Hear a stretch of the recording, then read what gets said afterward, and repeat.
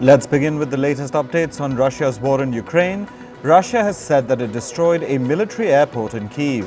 Russian armed forces launched a strike with long-range airborne precision weapons against an airfield in the Kyiv region, hitting all designated targets.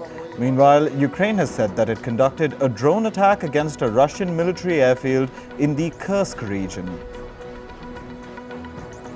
Russian investigators have said that genetic tests confirm that Wagner chief Yevgeny Prigozhin was killed in the plane crash last week.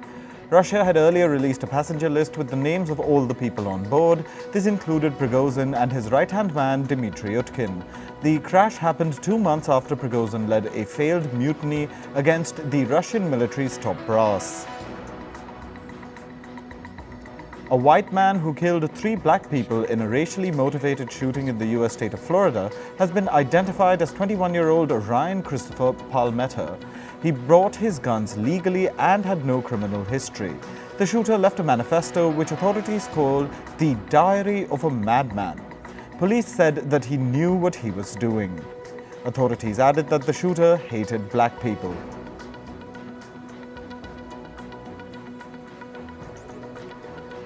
France is going to ban the abaya in state schools. An abaya is a loose-fitting robe worn by some Muslim women.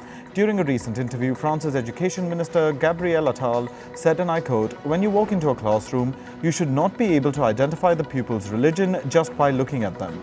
Attal was made France's Education Minister by President Emmanuel Macron last month. The Taliban have banned women in Afghanistan from visiting a national park. A Taliban minister said that women had not been wearing their headscarves or hijabs correctly when they visit the park. The women in Afghanistan are facing numerous restrictions since the Taliban took over in 2021. Among other things, girls have been banned from attending schools beyond the 6th grade. Women have been banned from working with local or international NGOs. Niger's junta has cut off the water and electricity supply to the French embassy in the capital Niamey. Local media reports say that no food deliveries are permitted either.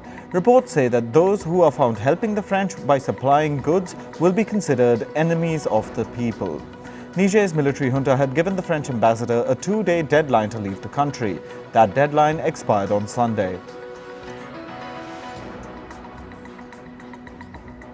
Libya's Prime Minister has suspended the country's Foreign Minister Najla Mangoush. This comes after she held a meeting with her Israeli counterpart Eli Cohen.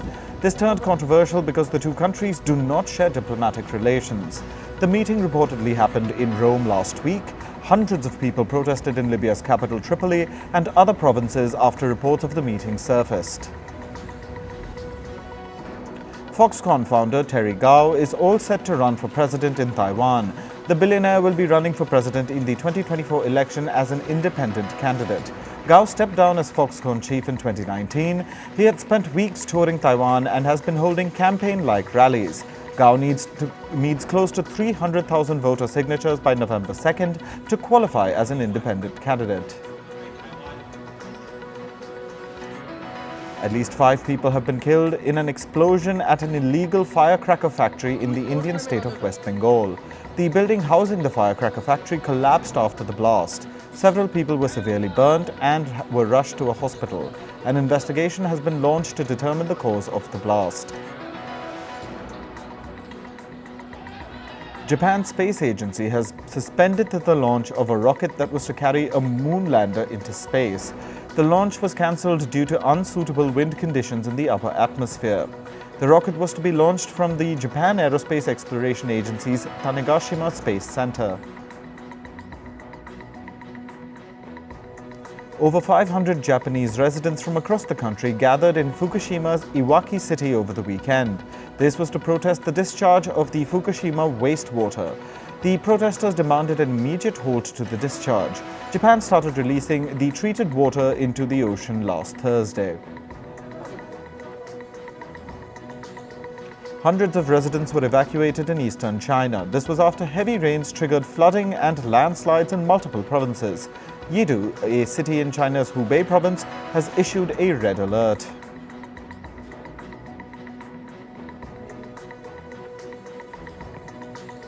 Heavy rains and strong winds have swept across parts of Spain's Mallorca island. Strong winds have brought down trees and caused debris to crash into buildings. Strong torrents of floodwater were also seen gushing down the roads. Footage shows a massive waterspout over England's Isle of Wight. The UK's Met Office said that it was spotted over the weekend. Waterspouts are tornadoes that occur over a body of water but do not reach land.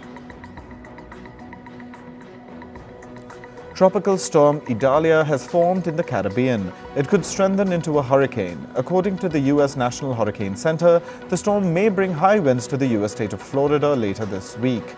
The forecaster added that Idalia could cause a life-threatening storm surge and heavy rains may lead to flooding.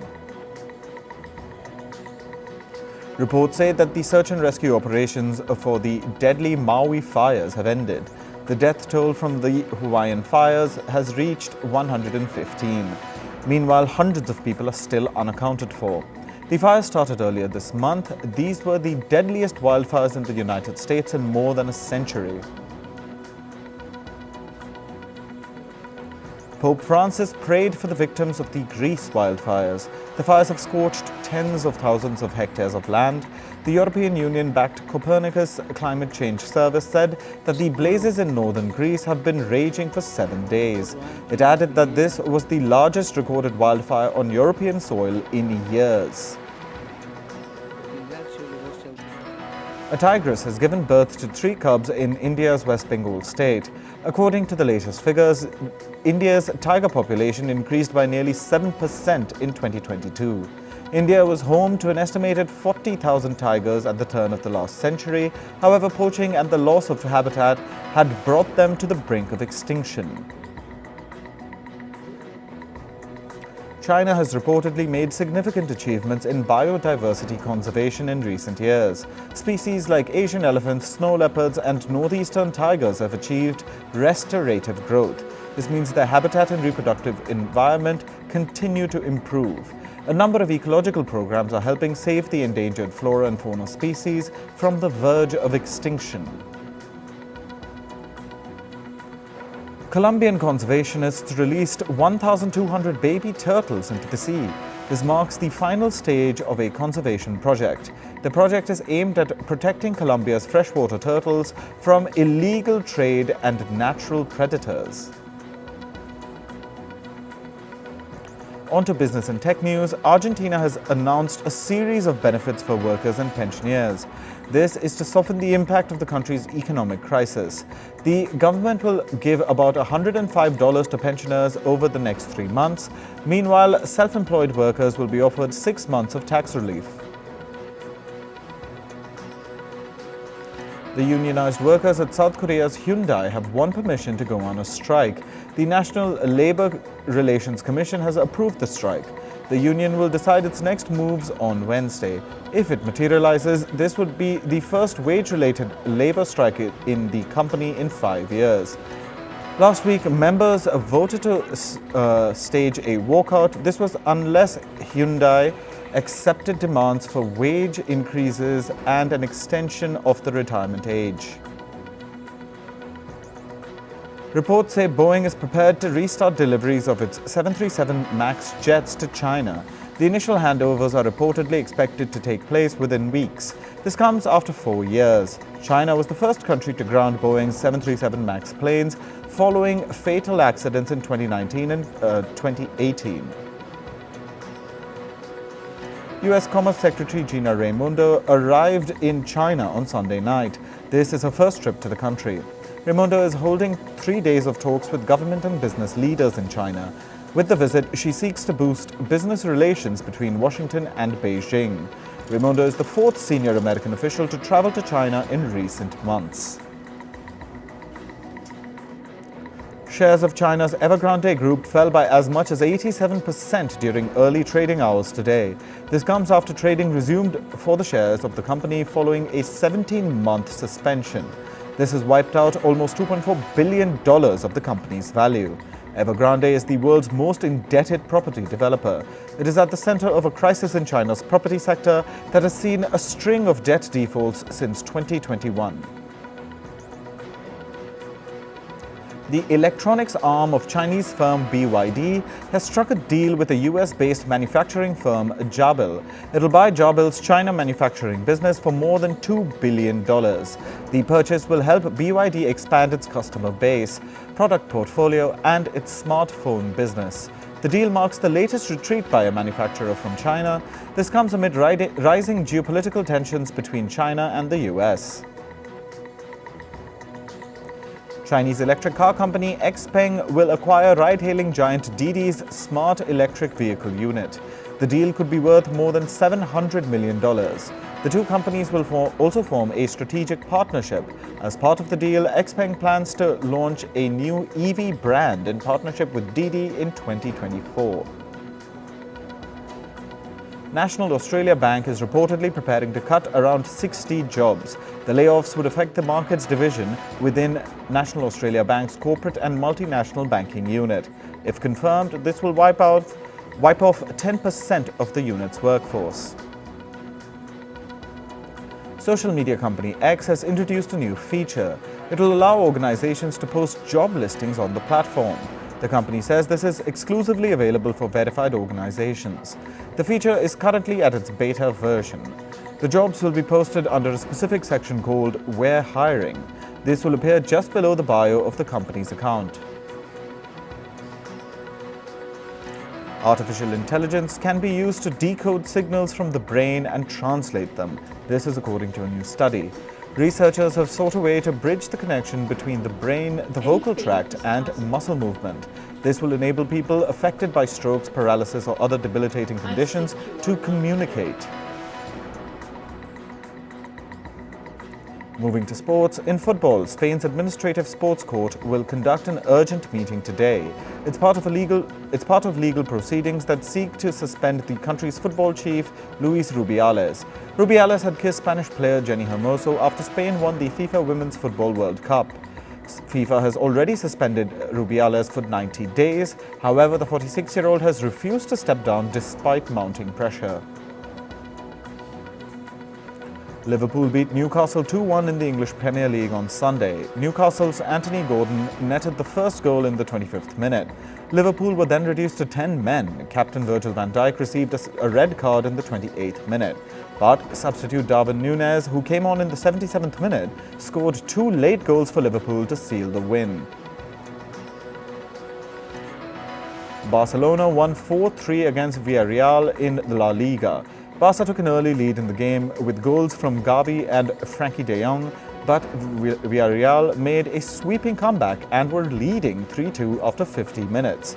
Then Barca's Ferran Torres levelled the game 3-3 in the 68th minute, and Robert Lewandowski's goal 3 minutes later saw Barcelona through the match.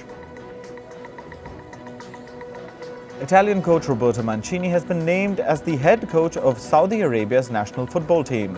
Mancini's contract lasts until 2027. The deal is reportedly worth around $27 million per year. He will make his debut in the dugout for Saudi Arabia on September 8th. In tennis, the first round of the 2023 US Open begins today. Defending champion Iga Świątek will play against Rebecca Peterson of Sweden. Men's world number 1 Carlos Alcaraz's opening match is against Dominik Kupfer. World number 2 Novak Djokovic will face France's Alexandre Müller in his first match. India's Neeraj Chopra won gold at the javelin event at the World Athletics Championships. Chopra was not happy with his first throw in the final and decided not to register that score. In his second attempt, he recorded a throw of 88.17 meters. Chopra is the first ever Indian to win gold at the World Athletics Championship. The Indian men's 4x400 relay team finished 5th in the final at the World Athletics Championship. They clocked a time of 2 minutes and 59.92 seconds. This is India's best finish in a relay event at the World Championships. Earlier, the Indian quartet had broken the Asian record to enter the final. India's Parul Chaudhary finished 11th in the women's 3,000-meter steeplechase final at the World Athletics Championships. She clocked a new national record of 9 minutes and 15.31 seconds. With this, Chaudhary has also managed to qualify for the 2024 Paris Olympics. In Formula One, Red Bull's Max Verstappen won the Dutch Grand Prix on Sunday. With this, he has equaled Sebastian Vettel's record of 9 successive Formula One wins. Aston Martin's Fernando Alonso secured the second position at the Dutch Grand Prix. In gymnastics, Simone Biles won her record 8th national title at the US Gymnastics Championships. She broke the record for the most all-round titles for a man or woman. And remember, Biles returned to gymnastics less than a month ago after a 2-year break. In the world of entertainment news, extreme heat has impacted the ongoing Hollywood strike in various regions across America. The Hollywood unions SAG-AFTRA and the WGA have suspended picketing at multiple locations in Los Angeles on Monday and Tuesday. This comes as temperatures are expected to rise. The WGA also cancelled picketing on all locations in the San Fernando Valley. This is the region that houses some major Hollywood studios, including Warner Brothers, Disney, and NBC Universal. Actor Henry Winkler has weighed in on the ongoing Hollywood strike. He said, and I quote, "Most of the people in my industry don't have enough. It is very important that we all make sure everybody has enough." The Writers Guild of America began its strike on May 2nd. The Hollywood Actors Union, SAG-AFTRA, joined the strike on July 13th.